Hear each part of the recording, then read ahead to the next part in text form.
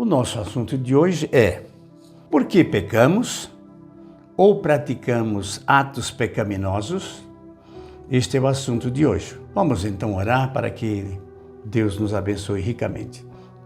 Eterno Pai, estamos aqui agradecidos mais uma vez e que o Senhor tome conta de nós, que o Espírito Santo habite em nós para que possamos interpretar, dizer, entender aquilo que o Senhor tem para nós.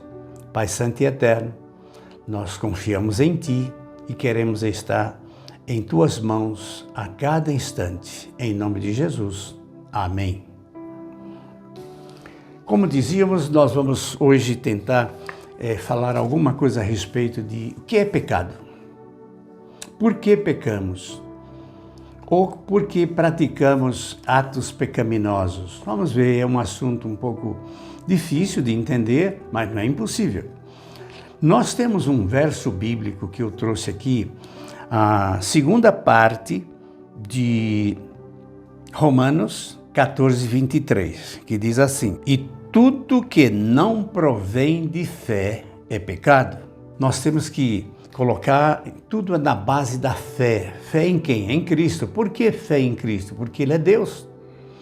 Ele sendo Deus, sendo nosso Criador, nosso Redentor, Ele é dono de tudo, Ele é o autor de todas as coisas. Então, nós podemos crer nesse maravilhoso Jesus que deu todas as provas de que nos ama. Então vamos entender um pouco essa questão e por que pecamos? Por que cometemos atos pecaminosos?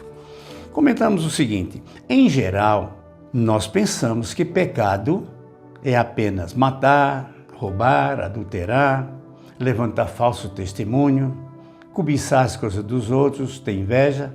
Tudo isso é pecado, sim, mas é mais do que isto.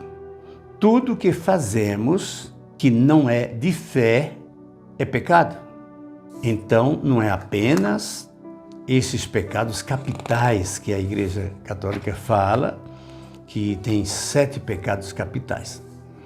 Então, são atos pecaminosos e estes atos pecaminosos são frutos de quem? Do Espírito Santo ou da carne? Com certeza da carne. Nós somos carnais.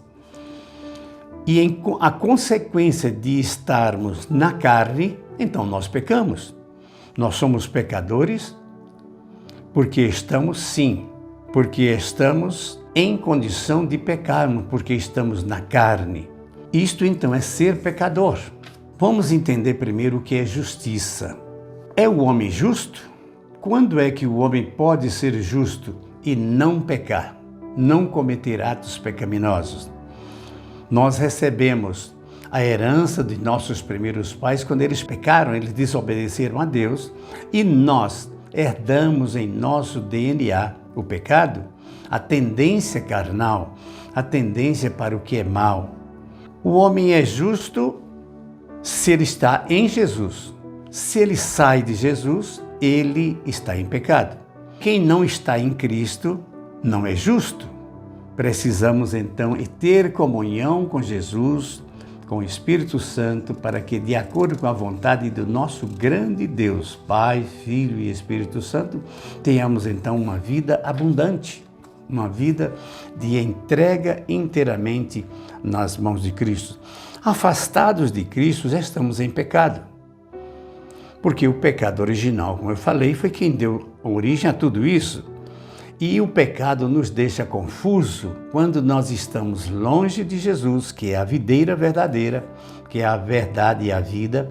Então, nós estamos em pecado. Afastados de Deus, nós somos governados pelas tendências da carne.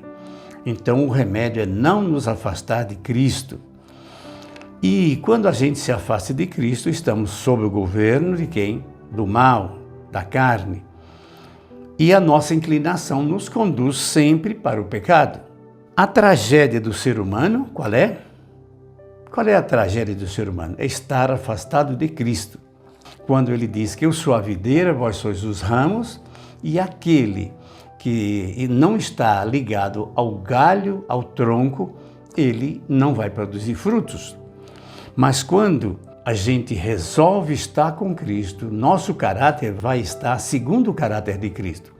O apóstolo João, que no início da vida ele era rebelde, gostava de trazer honras para si mesmo e ambicioso, ele um dia resolveu seguir a Cristo e ele deixar todas as coisas carnais e ele ter então o caráter de Cristo. Ele passou a ser outro homem.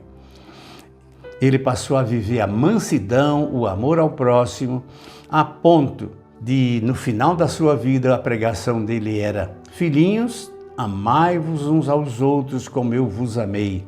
Palavras de Cristo.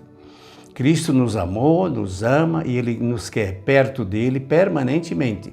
Quando nos afastamos de Cristo, deixamos a justiça e passamos a ser injustos, logo pecadores. Então, o que é que nós precisamos realmente ter? O caráter de Cristo, obedecendo às suas palavras, obedecendo os seus mandos, obedecendo a sua vontade. E assim nós vamos ter então o quê? A companhia do Espírito Santo, que ele infunde em nós uma vida espiritual. A união com Cristo gera caráter cristão. E o caráter cristão é aquilo que nós, todas as pessoas, todos os seres humanos devemos ter. Um caráter cristão. Somos salvos pela graça de Cristo, isto é, graciosamente Ele nos deu a vida. Ele morreu em nosso lugar, numa cruz, que era a pior morte daquela época. Todas as mortes são mortes, mas Ele então nos deu vida, porque Ele pagou a nossa conta. A partir de agora, nós podemos ter de volta a nossa vida semelhante à vida antes do pecado. Todo aquele que peca, se arrepende, pede perdão a Cristo, pede perdão também àqueles nossos semelhantes que nós ofendemos e recebemos de Cristo o perdão. Se o outro não quer dar o perdão, nós devemos perdoar nós mesmos, porque é importante. E passamos a ter então uma vida diferente, uma vida consagrada a esse Jesus maravilhoso que nos amou primeiro, antes de nós existirmos. Ele já nos viu e resolveu nos criar para darmos a vida. Agora, nós somos gratos a Ele porque Ele morreu em nosso lugar. Graciosamente Ele nos salva, nos coloca em condição igual àquela antes do pecado e Ele então pede em troca apenas uma coisa: que sejamos obedientes à sua palavra.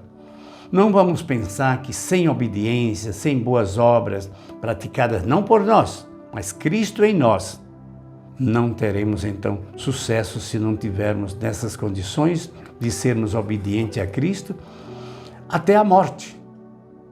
Nós precisamos mantermos em Cristo e no Espírito Santo, fazendo a vontade do Deus Pai, e assim nós teremos a vida eterna dada por esse Jesus maravilhoso. É isso hoje o que eu tenho a dizer para vocês, e eu desejo um feliz sábado para todos nós.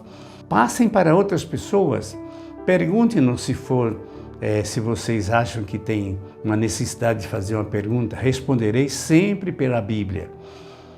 O nosso telefone é 11 994 05 5612. Inteiramente à disposição de vocês. Vamos orar, então, agradecendo a Deus por este momento. Eterno Pai, estamos aqui agradecidos. Toma-nos em Tuas mãos, nós pedimos mais uma vez, dá-nos um feliz sábado para que possamos meditar na Tua palavra, na Tua pessoa, na Tua salvação. Pai Santo e Eterno, mantém-nos perto de Ti, não nos deixes cair em tentação, livra-nos do mal, porque Teu é o reino, o poder e a glória para sempre. Amém. Um feliz sábado para todos nós.